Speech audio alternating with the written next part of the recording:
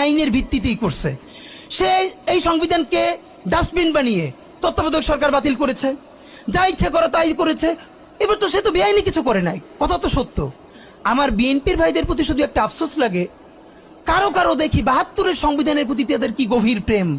যেই সংবিধানের মধ্য দিয়ে বাকশাল এসেছে, যেই সংবিধান গণতন্ত্র হত্যা করেছে। আজকে বিএনপির ভাইদেরকে একটা কথা বলি, আপনারা হয়তো অনেকে জানেনও না।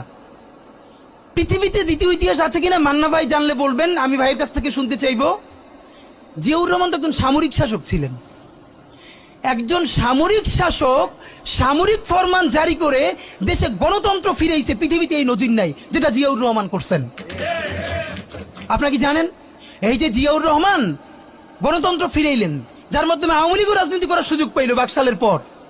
সেটা কিসের মধ্য দিয়ে? তখন তো সংসদ নাই, সংবিধান তো সংশোধনও করা যাইতেছিল না। কিসের মধ্য দিয়ে? জিয়াউর রহমানের সামরিক ফরমানের মধ্য দিয়ে। পৃথিবীর একমাত্র একজন সামরিক শাসক যিনি ফিল করলেন না, সামরিক পন্থা দিয়ে করা যাবে না, গণতন্ত্রে ফিরতে হবে। এবং দেখেন হাসিনারে এবং আওয়ামী লীগের চরিত্রটাই হলো এরকম, এর যে একটু ভালোবাসে তার সে হত্যা করে। শহীদ প্রেসিডেন্ট জিয়াউর রহমান শেখ হাসিনাকে দেশে আসার অনুমতি দিছিলেন, সুযোগ দিছিলেন এবং বলছে থাক সবাই রাজনীতি করুক। আসার ১ মাসের মধ্যে জিয়াউর রহমান শহীদ হয়ে গেছে, ১৩ দিনের মধ্যে। এবার দেখেন এই যে আমরা এখন যারা সবাই করতেছি, সুতরাং এটা একটা বিষ। এই বিষের সাথে আমরা কিভাবে লড়াই করব? জাতীয় ঐক্যমত্য তৈরি করতে হবে। সুতরাং পলিটিক্যাল পার্টি এবং সবার প্রতি একটা কথা, প্লিজ আপনারা বিএনপিকে শতভাগ কর্নার করে দিয়েন না। বিএনপি এই আধিপত্যবাদ বিরোধী লড়াইয়ের জন্য আমাদের একটা বড় শক্তি। এই শক্তিকে এত বেশি কর্নার করা যাবে না যাতে তারা গিয়ে আওয়ামী লীগের হাত ধরে ফেলে। তারা যদি আওয়ামী লীগের হাত ধরে ফেলে তাহলে লড়াইটা তো আমাদের জন্য আরো কঠিন হয়ে যাবে।